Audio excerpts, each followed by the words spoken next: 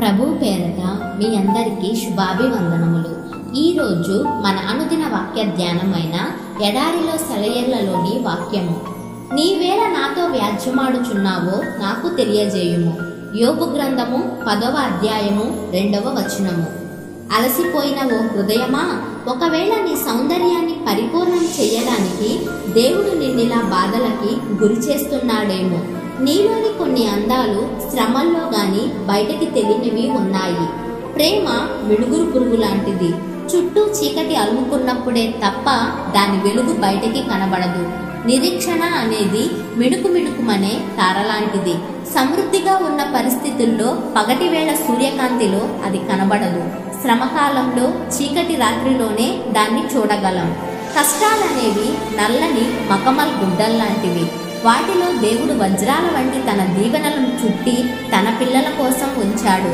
ఆ నల్లని గుడ్డలో వజ్రాలు మరింత తలుపులు విరజిమ్ముతాయి.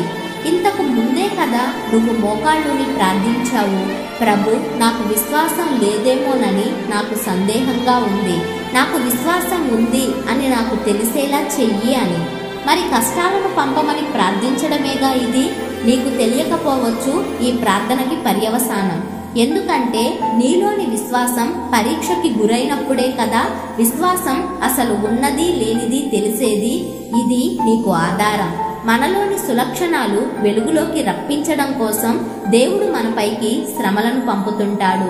మనలో అవి ఉన్నాయి అన్న నిర్ధారణ మనకి కలగడం కోసం ఆ శ్రమలు మనకి సంభవిస్తూ ఉంటాయి. ఇది కేవలం మనలోని ఆత్మ సౌందర్యాన్ని తెలుసుకోవడం మాత్రమే కాదు, ఆ సౌందర్యం అభివృద్ధి కావడానికి కూడా ఈ పవిత్రమైన శ్రమలు తోడ్పడతాయి. దేవుడు తన సైనికులకు శిక్షణనిచ్చేది సౌఖ్యాలు ఉన్న మందిరాలలో కాదు, బయట ఎండలో కవాతులు కఠినమైన విశ్వాసాలతోనే. ఆయన వాళ్ళని సెలయేళ్ల కడ్డం పడి నడవమంటాడు, నదుల్ని ఈదమంటాడు, కొండలెక్కమంటాడు, వీపు మీద బోలెడంత బరువుతో మైళ్ల తరబడి నడిపిస్తాడు. క్రైస్తవుడా, నువ్వు అనుభవిస్తున్న శ్రమలకు కారణం ఇదే. నీతో ఆయన వ్యాజ్యం ఆడడానికి కారణం ఇదే. సైతాను మిమ్మల్ని కదిలించకుండా ఉంటే అది ఆశీర్వాదం అనుకోవడానికి వీలు లేదు.